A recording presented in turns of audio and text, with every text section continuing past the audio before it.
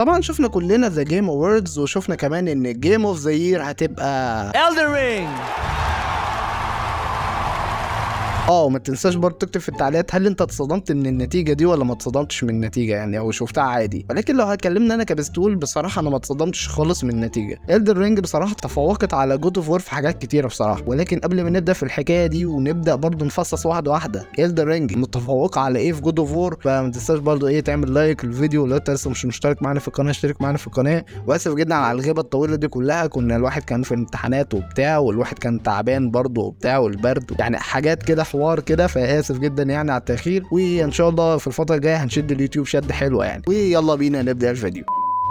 طبعا اللي قدامك ده القايمه اللي اترشحت في جيم اوف ذا يير، ولكن بصراحه الاثنين اللي كانوا في الصداره Elden Ring وجود اوف وور. بصراحه يعني انا بحب لعبه ستراي جدا، بس هو يعني ما كنتش مقتنع ان هي هتبقى لعبه السنه بصراحه. هي لعبه بسيطه لعبه ستراي دي يعني. اما Elden Ring وجود اوف وور هم اللي حرفيا كانوا عاملين بص زي الاهلي والزمالك كده، بيخبطوا في بعض وبصوا بيضربوا في بعض، منافسه شرسه بينهم جامد جدا يعني انا واصحابي على فكره حتى بنقول ان لا جود اوف وور هتاخدها وبشكل مضمون كمان. ليه؟ احنا ما كناش نعرف Elden Ring، احنا ما كناش نعرف يعني ان لعبه Elden Ring هي واقفه او هي ماشيه قصادها، او احنا كنا فاكرين ان هي هتبقى لعبه سولز عاديه خالص. ولكن اتفاجئنا كلنا ان Elden Ring هي اللي تفوقت على جود اوف وور، وان Elden Ring كسبت لعبه السنه 2022 او 2022 مش عارف. بس انا بحاول ابقى حماسي كده شويه، مش عارف انا ايه الغيبه اللي انا عاملها دي، الغيبه اللي انا قعدتها في البيت دي، مش عارف ايه اللي حصل لي، بس اوكي يعني. تعالى بقى نشوف واحده واحده Elden Ring تفوقت على جود اوف وور في ايه. طب انت بس تقول ايه رايك في جود اوف وور، وايه هي العيوب اللي خلتها ما تستحقش ان هي تبقى في لعبه السنه؟ معلش يعني مع احترامي للناس اللي بتحب جود اوف وور والناس اللي بتحب السلسله دي، انا معاك جدا ان السلسله دي عظيمه. السلسله دي يعني عاشت تقريبا معانا 20 سنه، عارف الكلام ده، من ايام بلاي ستيشن 2، من ايام ما كانش عنده دقن زي تريبل اتش كده. ولكن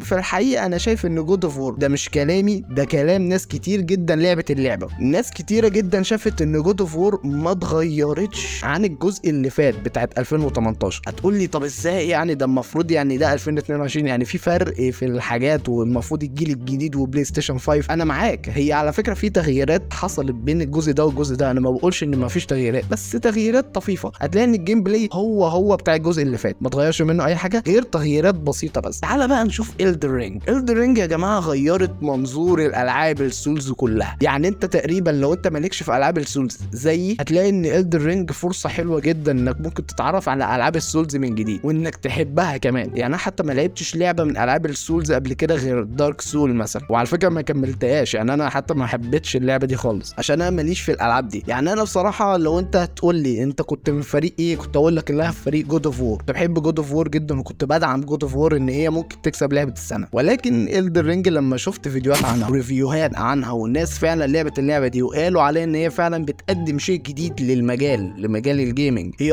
ما قدمتش الشكل الرهيب او ما قدمتش الحاجه الرهيبه، ولكن Elden Ring عملت نقله. العاب السولز عاده كان بيبقى فيه خط كده انت بتمشي عليه، اللي هو حارب البوس ده مش عارفه روح هنا يجي هنا، تكتشف حاجات، بس تبقى في خط معين او في حاجه معينه بتمشي عليها. ولكن Elden Ring في العالم المفتوح بتاعها انت ممكن حرفيا تبقى كل اللي شغلك في اللعبه انك تلف وتكتشف الاماكن وتكتشف ده، وده بيحكي قصته وده بيحكي قصته بمنظوره وبتاع، عشان انت المفروض بتلعب بواحد، الواحد ده اصلا مات وصحي، فانت فهو البطل بتاع الشخص يا مايسترو زي زيك بالظبط، ما يعرفش اي حاجه عن القصه، ما يعرفش اي حاجه عن العالم اللي حواليه. طبعا انتوا عارفين اسم Elden Ring معناه ايه، هي عباره عن الخاتم اللي بتحمي المدينه او القريه دي لغايه لما الخاتم ده اتكسر، فحصل بقى فوضى وحروب، والمفروض ان البطل بتاعنا ده صحي من الموت عشان يقدر ان هو يجابه او يحارب الظلام ويتصدى للفساد اللي حصل في القريه او في البلد دي عموما. يعني انا عارف ان انا حكيتها بشكل سطحي جدا، ولكن في ناس كتير برضو في ريفيوهات قالوا ان القصه فيها تفاصيل كتيره جدا. ممكن حتى في وسط ما انت بتتجول انت بتسمع القصه بمنظوره، فبتعرف قصص اكتر، فبتعرف مثلا حاجه اكتر، بتعرف معلومه زياده كانت غايبه عنك، الكلام ده كله. يعني حتى Elden Ring انا بحب قوي في Elden Ring ان هو حتى ما فيهاش حته ان هو كات سينز، اللي هو يحكي لك القصه عن طريق كات سينز وبتاع، انت حتى بتسمع القصه بتتشد ليها على طول. انما جود اوف وور انا معاك ان الاخراج حلو، معاك ان كل حاجه حلوه. على فكره جود اوف وور فعلا تفوقت على شويه حاجات من الجزء اللي فات، بقول لكم عليها قدام. ولكن الكات سينز برضه يعني هو ايه، هو بيحكي لك القصه عن طريق الكات سينز وبتاع، مفيش اي تغيير حصل. فانا بقول ان مفيش تغيير حصل، اذا فده عيب في حق جود اوف وور. المفروض ان لما الجزء بتاع 2018 نزل كنت قلت ماشي هم قدموا حاجه جديده في غلطات في اللعبه دي، ولكن كنا بنقول ان هم لا بيقدموا حاجه جديده، غيروا من منظور لعبه جود اوف وور اصلا. يعني شوف حتى الاجزاء القديمه والجزء بتاع 2018 هتلاقي ان في فرق شاسع في الاخراج وفي الحوار وفي القصه وفي كل حاجه. ولكن جود اوف وور راجناروك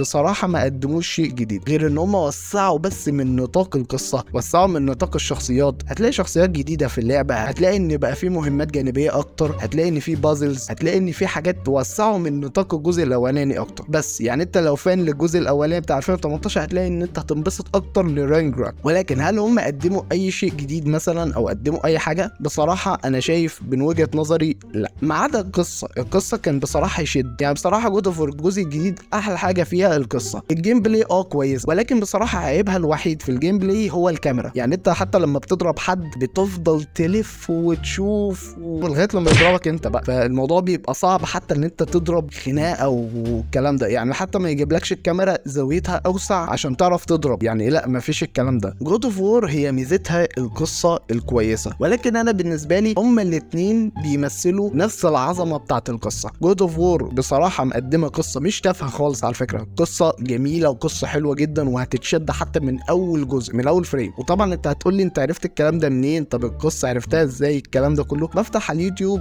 بكتب جيم بلاي جود اوف وور راجناروك مثلا، او بفتح جيم بلاي إلدر رينج، وحتى لو الفيديو مثلا 4-5 ساعات مثلا ولا 6 ساعات بتفرج على ال6 ساعات كاني بلعب وبشوف الكات سينز وبشوف بفصص اللعبه كده. وعشان برضو اعمل لكم الفيديو ده مش هقدر اقيم الجرافيك خالص، ولكن عشان زي ما انتوا عارفين ان اليوتيوب يعني مش هيدي الجرافيك الحقيقي للعبه. ولكن باراء ناس كتيره جدا شافوا ان جود اوف وور الجرافيك بتاعها بيزيد سنه عن الجزء اللي فات، او مش زاد سنه يعني زاد شويه حلوين عن الجزء اللي فات. فبس كده. إلدر رينج بقى في ناس بتقول متعه بصريه جميله جدا جدا جدا. انا ما بقولش ان المتعه البصريه دي مش موجوده في جود اوف وور، هتلاقي ان إلدر رينج احلى منها بسيكا. ولكن عيب إلدر رينج هتلاقي ان في بعض التصميمات لمباني معينه مثلا هتلاقيها ان هي متكرره شويه، يعني هتلاقي مثلا نفس الصخور، نفس حركه الحاجه، الكلام ده كله. وجود اوف وور برضه نفس التكرار عملته في حته الجيم بلاي، عملته في حته التصميمات برضه، ان هو بيطلع الجبل وبتاع، نفس البازلز ونفس كمان اللي هي في برضه مهمات جانبيه منهاش اي 30 لازمه، يعني ما بيفتش القصه بحاجه. في على فكره مهمات جانبيه عظيمه جدا في جود اوف وور تستحق حتى ان هي تبقى جزء من المرحله، ولكن لا. واستنى بقى، في نظام عملتها جود اوف وور وهو انك ممكن تطور كريتوس اكتر، ان انت تديله سلاح مش عارف ايه، ان انت تطور الشخصيه اكتر واكتر. ودي حاجه غير ملائمه تماما للعبه جود اوف وور. المفروض ان تطوير الشخصيه دي تحصل مع الوقت، تطوير المهارات، تطوير ان هو يضرب، ان هو يكون الهيلث بتاعه عالي. كانك بالظبط دخلتها في لعبه سولز مثلا. يعني انا اعذر لعبه إلدر رينج ان انت ممكن تطور من شخصيتك وتطور من المهارات بتاعه الشخصيه، لان ده الستايل بتاعها. يعني هو ما غشنيش حرفيا، هو ده الستايل بتاعه. عشان كده إلدر رينج لا هي ماشيه كويسه كل حاجه، في غلطات، في كل حاجه، مش عشان هي جيم اوف ذا يير يعني معنى كده ان هي ملهاش اي غلطه، لا فيها غلطات. وفي ناس برضو في ريفيوهات قالوا ان في غلطات على فكره في إلدر رينج. يعني باختصار جود اوف وور ما عملتش اي تغيير مبهر عن الجزء اللي فات. يعني انا بصراحه جود اوف وور راجناروك كنت عشمان فيها جدا، كنت عشمان ان انا فعلا الاقي حاجه حلوه وحاجه جامده جدا وبتاع. ولكن للاسف حسيت ان مفيش اي تغيير شاسع مثلا بين جود اوف وور اللي فات وجود اوف وور اللي بتاعت راجناروك. اما إلدر رينج في تغيير واضح كبير، تحس بالظبط ان هو رمى العاب السولز كلها في الزباله وهو قال لك العب إلدر رينج. العاب السولز حماده وإلدر رينج حماده تاني خالص. صراحه انا شايف ان هي جيم اوف ذا يير، هي تستحقها إلدر رينج بصراحه دونا عن اللي في القائمه. اكتب لي تحت في التعليقات هل جود اوف وور يعني المفروض تستحق ان هي تبقى لعبه السنه ولا إلدر رينج. وطبعا كل ده من رايي الشخصي، انا كل اللي في الفيديو ده من رايي الشخصي. يشوف اكتب في التعليقات هل انت متفق مع رايي ولا مش متفق. لو مش متفق اكتب لي تحت في التعليقات هل شايف ان إلدر رينج احسن من جود اوف وور، ولا جود اوف وور اتظلمت وان المفروض جود اوف وور هي اللي المفروض تكسب جيم اوف ذا يير. ولكن قبل ما انهي الفيديو كنت عاوز اقول عن سوء تفاهم حصل في الفيديو بتاع ليه بتحب جيف هاردي، والتعليقات دي جات لي. اولا كده انا ما بقولش ان كلامهم غلط، انا بقول ان 50% منها صح 50% منها غلط. 50% صح فعلا، انت ما ينفعش اي حد بيتفرج على الفيديو ما ينفعش انك تحب اي شخص مسلم، لانك اكيد هتتصدم فيه. وطبعا انا زي ما انا قلت في الفيديو مخدرات وبتاع وان هو مدمن وبتاع، انت ما تعرفش توجيهاته وما تعرفش اي حاجه والكلام ده كله. ولكن 50% غلط. الثانيه هو ما فهموش الفيديو، فهموش انا كنت بتكلم عن ايه. انا كنت بشوف ان جيف هاردي هو محطه في حياتنا، نوستالجيا مش اكتر. انا شايف ان جيف هاردي كان رمز النوستالجيا فتره من الفترات عندنا. وطبعا انا في الفيديو قلت عن حياته في المصارعه، وقلت عن كاريره في المصارعه. انا عمري ما قلت خالص ان هو مثلا ان هو بيحب الجزر وان هو عنده ياسين وعلي ومراته عملت مش عارف ايه. لا خالص، انا ماليش اي علاقه بحياته الشخصيه ولا باتجاهاته ولا بدينه ولا باي حاجه خالص من الكلام ده كله. انا بحب شخصيته في المصارعه. يعني واحد مثلا صاحبي يقول لي مثلا بحب جدا تارانتينو، او انا لازم افهم بديهيا ان هو بيحب اخراج تارانتينو، مش بيحب تارانتينو شخصيا. واحد مثلا بيقول لي انا بحب جدا كريستيانو، يبقى معنى كده ان انا افهم ان هو بيحب كريستيانو في لعب الكوره، مش كريستيانو نفسه، مش حياته الشخصيه. حصل بس سوء تفاهم مش اكتر على التعليقات دي. وبس كده، اشوفكم الفيديو الجاي ان شاء الله. وما تنساش قبل ما تمشي من الفيديو انك تشترك عندي في الجروب الفيسبوك، عاملين جروب على الميمز والكلام ده كله، فيعني ايه شرفنا في الجروب ان شاء الله. واشوفكم الفيديو الجاي،